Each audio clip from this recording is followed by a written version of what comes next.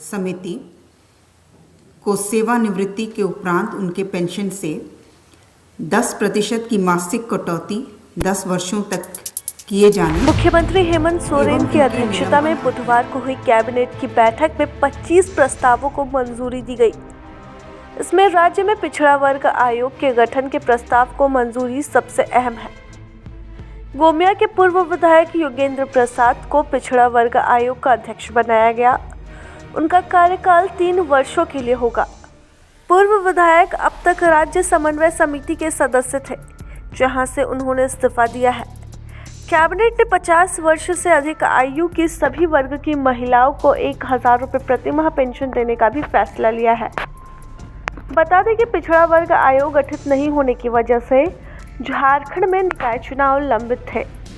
कहा जा रहा है कि इस आयोग के गठन के बाद जल्द ही ट्रिपल टेस्ट कराकर चुनाव संभव हो सकता है। इसके अलावा कैबिनेट ने जेपीएससी परीक्षा में उम्र सीमा की छूट के प्रस्ताव को भी मंजूरी दे दी है। जेपीएससी द्वारा आयोजित होने वाली परीक्षा के लिए कट ऑफ डेट 1 अगस्त 2017 करने का प्रस्ताव था। वहीं कैबिनेट में राज्य कर्मियों के लिए होम लोन की राशि 30 लाख रुपए से बढ़ाकर 60 लाख रुपए कर दी गई है। इसके लिए किसी भी प्रकार का मॉर्गेज नहीं देना होगा।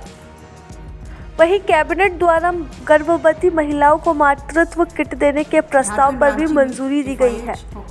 गर्भवती महिलाओं को निःशुल्क किट उपलब्ध कराया जाएगा, जिसमें 14 प्रकार की सामग्री होगी। एक किट की कीमत 1500 रुपये होगी। इसमें 6 लाख गर्भवती महिलाएं लाभान्वित होंगी। केवल इस आयोजन हेतु शांत करने के प्रस्ताव पर समिति को सेवानिवृत्ति के उपरांत उनके पेंशन से 10% की मासिक कटौती 10 वर्षों तक किए जाने एवं इनके निलंबन अवधि दिनांक 10/8/2009 से 9/6/2013 तक के लिए इन्हें भुगतान किए गए जीवन निर्वाह भत्ता के अतिरिक्त अन्य कोई राशि प्रदान नहीं किए जाने से संबंधित प्रस्ताव। आरोप मुख्य रूप से जब ये पदस्थापित थे डेमोटाड़ में, तो उस समय जो योजनाएं संचालित थी, उस समय उनकी लापरवाही के कारण जो केंद्र से राशि प्राप्त होनी थी वो राशि प्राप्त नहीं हो पाई थी। इस प्रकार के अन्य भी आरोप थे, जिसमें पूर्व में इनको बर्खास्तगी का दंड अधिरोपित हुआ था। बाद में न्यायालय के आदेश के आलोक में फिर से विभागीय कार्रवाई संचालित हुई और ये दंड अधिरोपित हुआ। राज्य योजनांतर्गत महिला एवं किशोरी कल्याण योजना के तहत गर्भवती महिलाओं को मातृ किट वितरण योजना के कार्यान्वयन की स्वीकृति। इसमें गर्भवती महिलाओं को जो किट उपलब्ध कराया जाएगा, मातृ किट, उसमें 14 प्रकार की सामग्रियां हैं। Anti mosquito net, cotton sari, cotton towel, toothpaste, इस तरह के। और इस पूरी जो किट है उसकी राशि 1500 है, 1500 का है। और जो अनुमानित 6 लाख गर्भवती महिलाओं को इससे लाभान्वित किया जाएगा। प्रस्ताव संख्या 11 वित्त विभाग से। वित्त विभाग झारखंड सरकार के अंतर्गत तत्कालीन राष्ट्रीय बचत निदेशालय के अधीन अनियमित रूप से नियुक्त एवं कार्यरत 6 कर्मियों के सेवा नियमितीकरण के संबंध में। ये सभी चालक और अनुसेवक के रूप में कार्यरत थे। 6 कर्मी हैं। सुरेंद्र कुमार, देवानंद सिंह, सुशील किरकेट्टा, शैलेंद्र सिंह, विक्की प्रसाद और राजू रजक।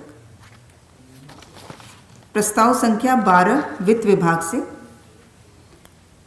राज्य सरकार के सभी सेवी वर्ग को समान रूप से गृह निर्माण अग्रिम की स्वीकृति हेतु झारखंड वित्त नियमावली के नियम 393 का शिथिलीकरण एवं अन्य प्रावधानों में संशोधन के संबंध में।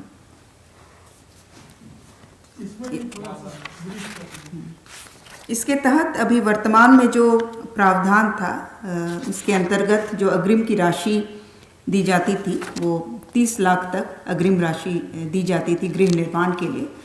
और जो 393 का उल्लेख किया गया है, इसके तहत कर्मियों को जब गृह निर्माण अग्रिम की स्वीकृति दी जाती थी तो उसके एवज में इनको बंधन पत्र संपादित कराना पड़ता था। और इस कारण से जो एसटी कर्मी हैं, अनुसूचित जनजाति, अनुसूचित जाति एवं अन्य पिछड़े वर्ग के सरकारी सेवकों का, चूँकि मॉर्गेज जो है वो 5 साल के लिए ही हो पाता था, इसलिए जो अग्रिम की राशि है वो तुलनात्मक रूप से बहुत कम उनको अग्रिम राशि दी जाती थी। तो इसे शिथिल करते हुए अब मॉर्गेज नहीं करेंगे, लेकिन सभी कर्मियों को समान रूप से एक शपथ पत्र देना होगा कि गृह निर्माण अग्रिम की स्वीकृति प्राप्ति के उपरांत घोषित भूमि प्लॉट को किसी अन्य वित्तीय संस्थान में बंधक रखकर अन्य गृह निर्माण ऋण प्राप्त नहीं किया जाएगा। और बहुत सारे दूसरे प्रावधान हैं, लेकिन इसमें अधिकतम 60 लाख रुपए तक की का गृह निर्माण राशि दिया जाएगा अग्रिम। तो ये रिलीफ है विशेष रूप से ST/SC कर्मियों को, लेकिन सभी कर्मियों के लिए अब समान रूप से अधिक अग्रिम राशि दी जाएगी सभी के लिए।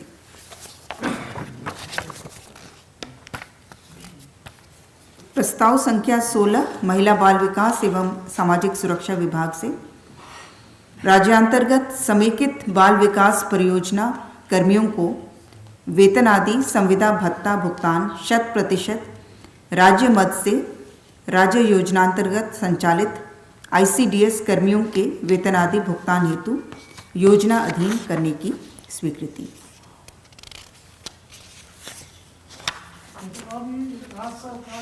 पूरी तरह 100% नहीं, क्योंकि जो हमारे विशेष रूप से जो संविदा कर्मी थे उनका भुगतान इसके कारण विलंब से हो रहा था, तभी 100% राज्य योजना के अधीन रहेगा।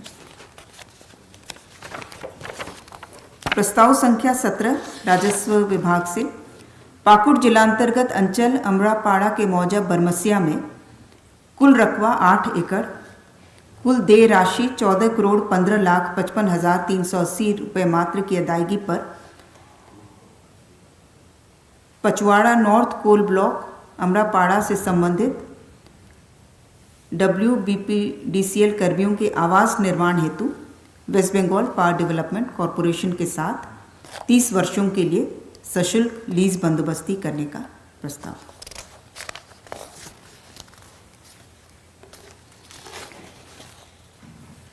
प्रस्ताव संख्या 18 कृषि पशुपालन एवं सहकारिता विभाग से राज्य योजनांतर्गत वित्तीय वर्ष 2023-24 एवं 24-25 में कृषकों, महिला स्वयं सहायता समूहों एवं अन्य को कृषि यंत्रों का वितरण योजना अंतर्गत कृषक समूहों को ट्रैक्टर एवं सहायक कृषि यंत्रों के अनुदान पर वितरण हेतु मुख्यमंत्री ट्रैक्टर वितरण योजना का कार्यान्वयन, और इसमें जो कुल कार्यान्वयन राशि नामांकित की गई है, अनुमानित लागत 80 करोड़ की योजना पर स्वीकृति दी गई है।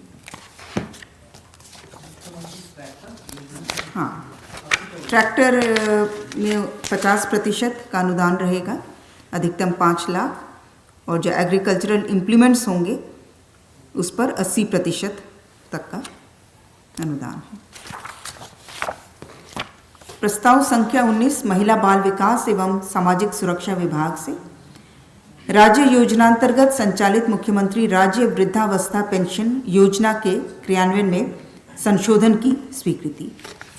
ये बहुत महत्वपूर्ण संशोधन पर स्वीकृति प्रदान की गई, और इसके तहत राज्य अंतर्गत सभी महिलाएं जो 50 वर्ष से अधिक की हैं और ST/SC वर्ग आयु वर्ग के लोगों को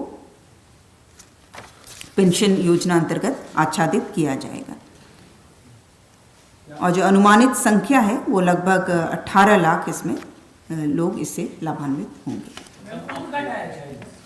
जो एज घटाया गया, जो 60 के ऊपर था वो अब 50 से 60 भी कवर्ड होंगे, सभी ST/SC और साथ ही साथ आपके महिलाओं में सभी महिलाएं।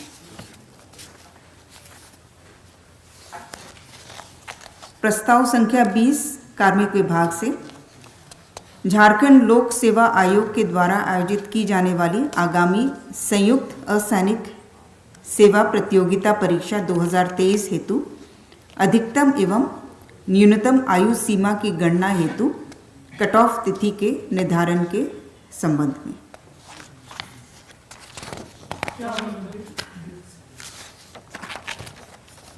इसके तहत 2024 में सम्मिलित होने वाले अभ्यर्थियों के लिए अधिकतम एवं न्यूनतम आयु सीमा की गणना हेतु क्रमशः दिनांक 1/8/2017 एवं दिनांक 1/8/2024 कट ऑफ तिथि रखे जाने का प्रस्ताव था।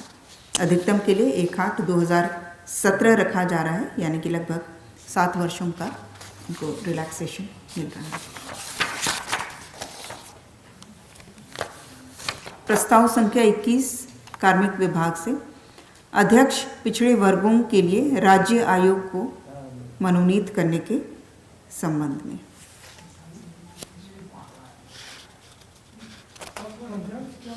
श्री योगेंद्र प्रसाद पिता श्री विश्वनाथ महतो जिला बोकारो झारखंड को झारखंड पिछड़े वर्गों के लिए राज्य आयोग में आगामी 3 वर्षों के लिए अध्यक्ष के रूप में मनोनीत किए जाने का प्रस्ताव स्वीकृत हुआ।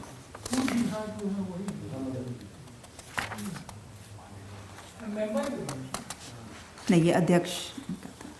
पिछड़ा आयोग का अध्यक्ष। हाँ जी, पिछड़ा आयोग के अध्यक्ष बने।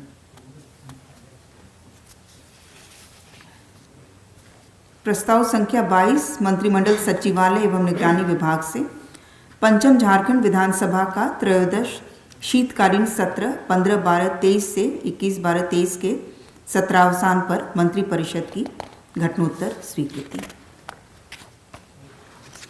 प्रस्ताव संख्या 23 नगर विकास एवं आवास विभाग से केंद्र प्रायोजित योजना अटल नवीकरण एवं शहरी परिवर्तन मिशन अमृत 2.0 अंतर्गत